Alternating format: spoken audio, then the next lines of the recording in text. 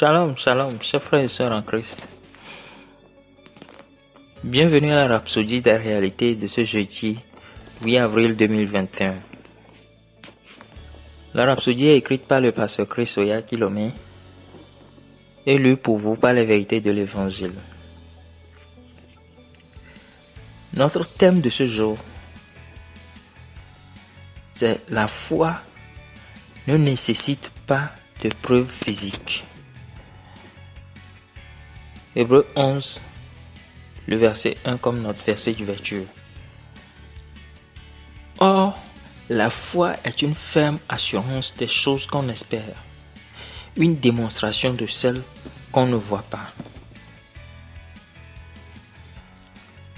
Supposons que c'était votre anniversaire et que votre oncle préféré, riche et généreux, vous a appelé au téléphone pour vous dire qu'il venait de vous acheter une voiture. Vous allez le croire et seriez immédiatement enthousiaste, bien que vous n'ayez pas vu la voiture. C'est ça la foi. Elle ne nécessite pas de preuves physiques. La raison pour laquelle vous croyez et vous réjouissez est que vous avez confiance en votre oncle, en son caractère. Sinon, vous exprimerez du doute en apprenant la nouvelle. De même, lorsque vous pensez, parlez et agissez sur la base de l'intégrité de la parole de Dieu, vous exprimez votre foi et vous êtes obligé d'avoir des résultats extraordinaires.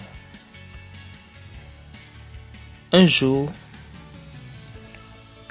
quelqu'un s'est lamenté en disant que Dieu lui a donné une parole spécifique concernant sa guérison, sa prospérité et sa restauration, et qu'il n'avait pas eu de signe prouvant que la parole se soit accomplie dans sa vie. Son langage manifestait en fait l'incrédulité.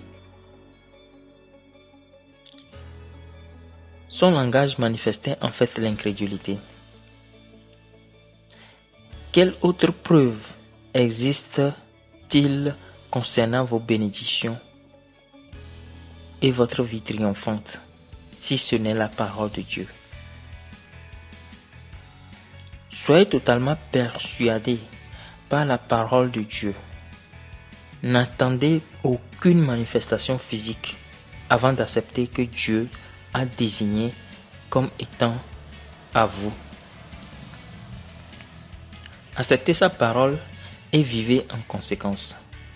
Votre foi est la manifestation, car la foi perçoit comme un fait qui a été déclaré par la parole. Alléluia. Notre homme de Dieu, le pasteur Christ, aujourd'hui, fait un zoom sur la foi. Le plus souvent, quand les gens sont confrontés à des situations, à un problème, quand on dit d'exprimer leur foi après avoir prié, la Bible dit tout ce que nous demanderons au Père, croyons que nous l'avons reçu et nous le verrons s'accomplir. Alléluia.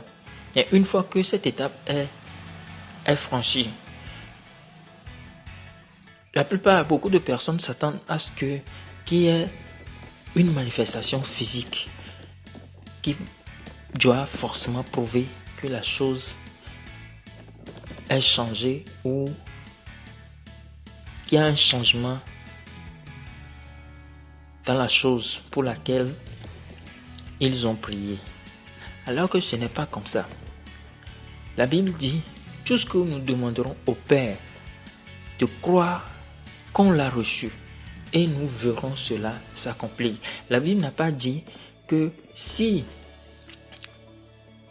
tout ce que nous demanderons au Père, il faut tout d'abord s'assurer que ça soit manifesté physiquement avant de croire. La Bible n'a pas dit ça. Donc quand nous prions ou quand nous recevons une parole, concernant une situation spécifique. Nous devons garder cette parole-là. Nous devons avoir cette confiance que la situation n'est plus la même, que la situation a changé, qu'il y a un changement qui est venu. Alléluia. Donc déjà, quand nous vivons comme ça, nous aurons toujours des résultats dans tout ce que nous faisons. Parce que nous travaillons notre foi.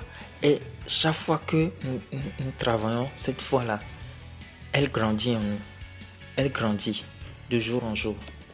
La Bible dit que nous sommes appelés à évoluer de foi en foi, de gloire en gloire, et de grâce en grâce. Donc, toutes ces choses font partie des exercices. Il faut qu'on exerce notre foi. Ayons confiance en ce que la parole de Dieu dit. Si nous sommes devant une situation, on n'a pas besoin de voir la situation changer par nos yeux avant de croire que c'est changé. Par exemple, si vous priez pour un malade ou pour une situation, une fois que la Bible dit, par exemple pour les malades, si vous imposez les mains aux malades, les malades seront guéris. Une fois que vous imposez les mains à une personne malade et que vous déclarez au nom de Jésus, tu es guéri, sachez que cette personne est guérie. Quels que soient les symptômes, quel que soit ce qui se passe dans le corps de la personne, sachez que la personne est guérie. Et ne retournez plus vers cette situation-là. Vous verrez un changement qui va s'opérer. Donc, fonctionnons comme ça et exprimons notre foi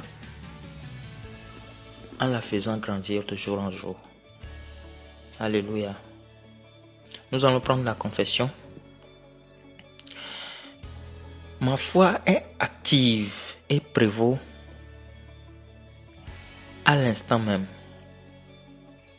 Ma vie est ancrée sur la parole de Dieu et je refuse d'être emporté par des vents ou circonstances contraires, car ma foi est le titre de propriété des réalités invisibles. Je marche à la lumière de mon héritage en Christ, dans la puissance et la grâce, vivant dans la santé divine et la prospérité surnaturelle. Je suis toujours victorieux parce que je vis et dans et par la parole. Amen. Alléluia.